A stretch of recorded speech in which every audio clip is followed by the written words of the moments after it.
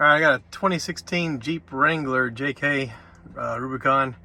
My cigarette lighter quit working, and I went to search what was wrong. I unplugged this, took it out, put it in another vehicle. It works fine.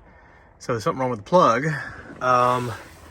Came over here to the fuse box, and on the fuse box, there's a couple of fuses that shows a power outlet. M36 over here says power outlet.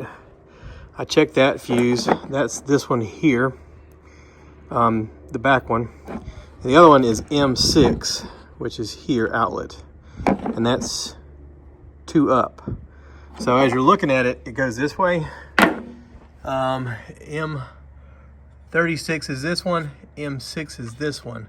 When I pulled it out, sure enough, we got a blown fuse, baby. So let's put a new one in there and see if that fixes our problem.